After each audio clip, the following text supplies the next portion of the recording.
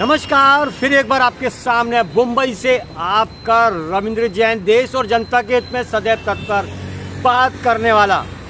नेताओं को छूट मिल चुकी है लूट की, नेताओं को छूट मिल चुकी है सत्ता पर आने के बाद कब्जा कर लो पूरे देश पर, मनमानी कर लो, अराजकता फैला दो, विवाद स्थिति बना दो। ये हाल है भारत के 99% नेताओं का। हर जगह अराजक का माहौल है, हर जगह लूटपाट, बलात्कार, हमले, भाषावाद चालू हो चुका है। आखिर क्या चलता है? बंगाल में स्थिति बहुत दयनीय हो चुकी है। सरकार क्या करती है? हिंदू मरता रहता है, सरकारें तमाशा देखती रहती हैं, नेता रोटियां सेकता रहता है। जिनकी औलादें जाती है, जिनकी माँ चली जाती है, जिनका बच्चा चला जाता है, जिनका बाप चला जाता है, जिनका घर उजड़ जाता है, उसको महसूस होता है, दुख क्या होता है। लेकिन इन नेताओं को कोई फर्क नहीं पड़ता है। सिक्योरिटी 10 गाड़ियाँ पीछे 10 गाड़ियाँ आगे, मौज करते हैं देश के पैसे पर, अय्याशी करते हैं फुल। साइन भी वहाँ करते हैं जहाँ मोटा माल मिलता है। मोटे माल और सत्ता की चाशनी में चटने वाले लोग, ज़्यादातर हमारे भारत के नेताओं ने भारत के विकास को ध्यान में न रखते हुए सिर्फ अपना विकास किया है, अपने फंटरों का विकास किया है। और हजारों साल तक इन्हें ऐसा लगता है कि हम अमृत पी के आए, देश को लूट कर अपना घर भरने का काम किया है। यह हकीकत है। महाराष्ट्र में आइए, मुंबई में आइए, पूरे मुंबई को कचरा कर दिया है यहाँ के नेताओं ने, जो दम भरते हैं हम योद्धा हैं, हम योद्धाओं के मिट्टी से पैदा हुए हैं। हालात बस से बदतर हो चुकी है। ये आर्थिक नगरी मुंबई है। ये जो आप देख रहे हैं, यहाँ पर सिर्फ बड़ी बड़ी इमारतें और रोड खाली दिखेंगे, लेकिन जब इनके अंदर जाएंगे, यानी कि छोटी छोटी गलियों में जाएंगे, वहाँ फुटपाथ भरे हुए हैं, फुटपाथ पर अवैध कब्जे हैं, ड्रग्स के कारोबार हैं, झोपड़ियाँ बनी हुई है फुटपाथों पर, मनमानी चल रही है, पानी टैंकर माफियाओं की मनमानी चल रही है, शेरे टैक्सी माफियाओं की मनमानी चल रही है। कोई लाइसेंस नहीं, कोई कार्ड नहीं, कोई कागज नहीं, और पानी टैंकर माफिया बीएमसी अधिकारियों से मिलके, शासन प्रशासन में मिलके सरकार को जमकर चूना लगा रहे हैं। अरबों रुपए रोज का अपना जेब भरने का काम कर रहे हैं, सड़कों को जाम करने का काम कर रहे हैं। वहाँ पर ट्रैफिक पुलिस वाले को भी माल मिलता है, इसलिए खुली छूट है। फुटपाथ पर बड़े बड़े पानी के टैंकर लाइन लगा के खड़े हो जाते हैं, जैसा वो एरिया खरीद लिया हो। सबसे ज़्यादा मेट्रो सिनेमा धोबी तालाब पर पानी टैंकर कोई भीड़ मिलेगी, भीड़ आपको। गली गली कूचे कूचे कुओं से पानी निकाल रहे हैं, सरकार को चूना लगा रहे हैं, क्योंकि इसमें बीएमसी के कुछ ना कुछ लोग शामिल हैं। पानी कम कर दो, बंद कर दो, टैंक बिकेंगे। 2-2 हज़ार 5-5 हज़ार के करोड़ों की तादाद में टैंक बिकते हैं, पानी के टैंक। ये फायदा इन लोगों को होता है, इन एजेंसियों को होता है, और जो यूनियन वाले हैं उनको होता है। पानी टैंकर यूनियन हुई, शेरे टैक्सी यूनियन हुई, कितनी सारी यूनियनें बन चुकी हैं, वो रोटियां सेकती हैं। क्या करें, नेता ही ऐसे हैं, नेताओं में दम नहीं।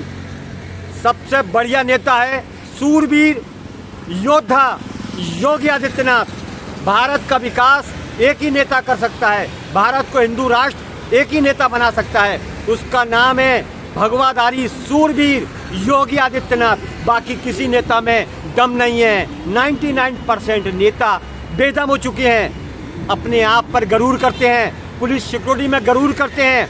सत्ता पर क्या आ गए, जैसा देश इनके बाप की जागीर हो गई, उस पर गरूर करते हैं। काम के नाम पर, विकास के नाम पर और पब्लिक पर ध्यान के नाम पर जीरो। सिर्फ अपना विकास करते हैं, टिप टॉप कपड़े, टिप टॉप गाड़ी पुलिस वाली होनी चाहिए, ड्राइवर सलूट मारना चाहिए, और इनके चमचे जो तलवे चाटने वाले हैं वो इन्हें नमस्कार, सलूट और गुलदस्ता देने वाले। ये खुशामद के भूखे हो चुके हैं 99% नेता, जिन्हें भारत से कोई लेना देना नहीं, भारत की जनता से कोई लेना देना नहीं, भारत के विकास से कोई लेना देना नहीं। ये तो इनको खुशामद कराने की आदत पड़ गई है। इन्हें नमस्कार करते रहो। मैं भारत की जनता से विनती करता हूँ, इन्हें नमस्कार मत करो, इनका सम्मान मत करो, इनको गुलदस्ते मत दो, इनको इनकी औकात बताओ कि आप प्रतिनिधि हैं, जनता का विकास करने आए, देश का विकास करने आए, ना कि हम हाथ जोड़ेंगे आपके। देखिए 5 साल में एक बार नेता निकलता है अपने घर से बाहर और सबके हाथ जोड़ता है। 5 साल पर जीतने के बाद पूरी जिंदगी जनता से हाथ जुड़वाता है, पैर पड़वाता है, रगड़वाता है जनता को। जनता क्यों बेवकूफ़ बनती है मुझे समझ में नहीं आता। जनता क्यों नहीं दिमाग से काम करती है। जब ये वोट लेने आते हैं, इनकी औकात देखिए, इनका चेहरा देखिए, हाथ जोड़ते हुए गिड़गिड़ाएंगे, आप हमको वोट दीजिए, हम आपको वोट दीजिए, आप हमको वोट दीजिए, हम सत्ता पर आएंगे, हम आपको ये देंगे, हम आपको वो देंगे। जनता आ जाती है इनकी बातों में, जबकि इनका मकसद होता है सत्ता पर आने के बाद भारत की ज़मीनें खा जाओ, किसानों को लूट लो, जनता को लूट लो, और इनके फंटर अवैध कब्जा कर लेते हैं, अपने ऑफिस बना लेते हैं, लोगों को मारकर पुलिस में फंसाकर मिल बांट करके खा पी के नक्की हो जाते हैं, रूमों पर कब्जा कर लेते हैं, दुकानों पर कब्जा कर लेते हैं, मारपीट करते हैं खुलेआम कानून के सामने, क्योंकि माल मिलता है, मोटा माल मिलता है। सरकारी नौकरी में तो कितना मिलता है, छोटा छोटा तनख्वाह मिलती है, उसमें तो सिर्फ घर चलता है, क्योंकि बड़ा फ्लैट भी लेना है, रिसोर्ट भी बनाना है, उसकी किस्तें भी भरनी है, तो जो तनख्वाह आती है उसमें किस्तें चली जाती है, बाकी 2-5 लाख रुपए 2 नंबर का आता है, लूट मार का आता है, उसमें ऐश करते हैं। स्थिति बहुत खराब है। इन्हें ये नहीं मालूम है भारत को बाबर ने लूटा, खिलजी ने लूटा, हुमायूं ने लूटा, सिकंदर ने लूटा, लेकिन उनकी हालत आज कैसी है। लोग थूकते हैं, लोग थूकते हैं उनके नाम पर, उनके इतिहास पर, लेकिन जो भारत के लिए लड़ा, जो भारत के लिए शहीद हुआ, छत्रपति शिवाजी महाराज, संभाजी महाराज, महाराणा प्रताप, पृथ्वीराज चौहान, महारानी लक्ष्मीबाई, योद्धा भाई, ऐसे ऐसे लोगों ने भारत के लिए अपना लहू बहा दिया। सबसे पहले वो आगे रहे, उनका नाम स्वर्ण अक्षरों में लिखा गया है। आज भी उनके नाम पर इतनी ताकत है कि बाहें फूल जाती है, खून गर्म हो जाता है। लेकिन आज के नेता दम नहीं, चाइना माल की तरह नो गारंटी, उनकी जबान का भरोसा नहीं, उन पर भरोसा नहीं, उनके चरित्र पर भरोसा नहीं। 99% नेताओं में मानवता नहीं, मानवता नाम की चीज ही नहीं। वो तो अपना घर भरते हैं, अय्याशी करते हैं, पड़े रहते हैं, गाड़ियों में घूमते हैं, ऐश करते हैं, विदेशों में घूमते हैं। विकास के नाम पर मुंबई का विकास नहीं होता है।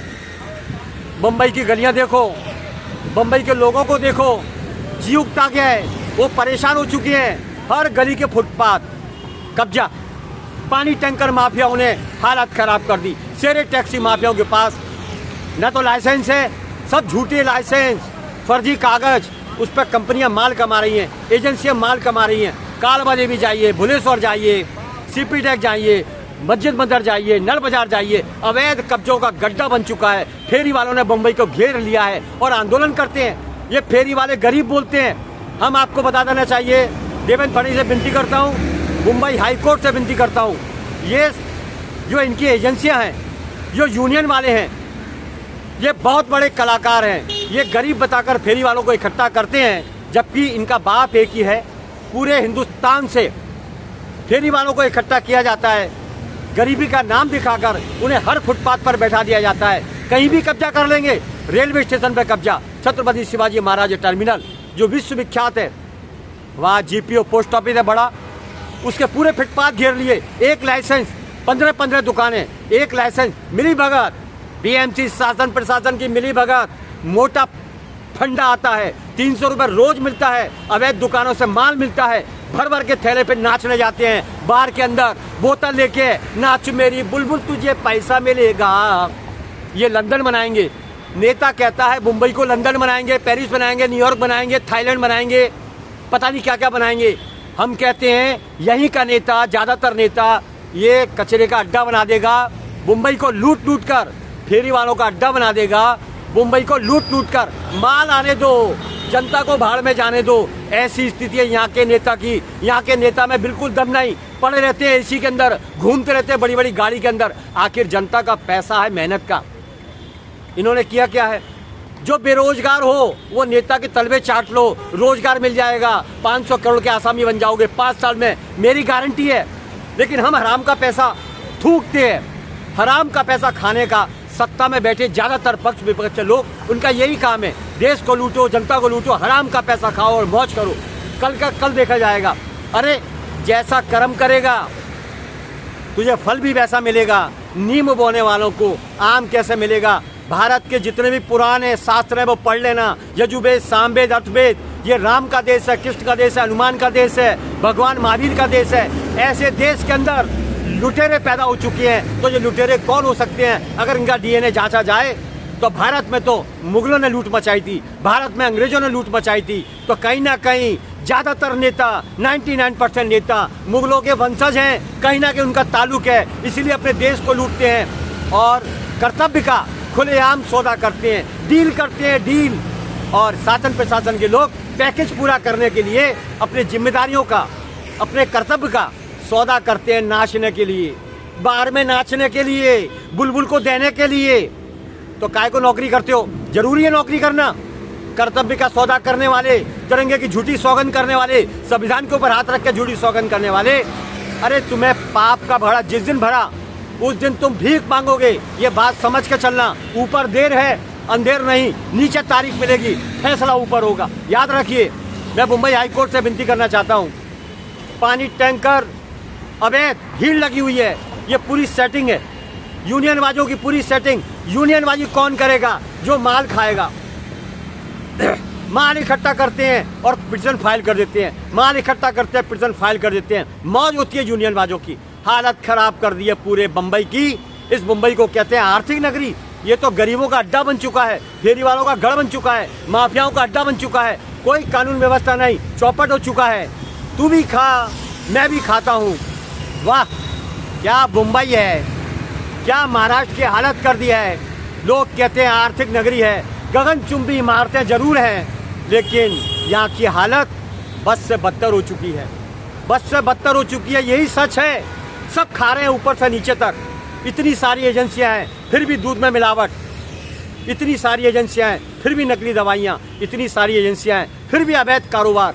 ड्रग्स के कारोबार कितने पकड़े जाते हैं, लेकिन बंद फिर भी नहीं होगा। हम गारंटी देते हैं ये बंद नहीं होगा, क्योंकि इसमें शासन प्रशासन दोनों बड़े बड़े दिग्गज लोग मिले हुए हैं, वो चलाते हैं इस काम को। इसलिए महाराष्ट्र से, मुंबई से ये ड्रग्स माफियाओं का पूरा टीम कभी गायब नहीं हो सकता है, कभी गायब नहीं हो सकता है। इसमें जरूरत है योगी आदित्यनाथ की, इसमें जरूरत है इस भगवाधारी की, यहाँ पर जरूरत है इस सनातनी शेर की।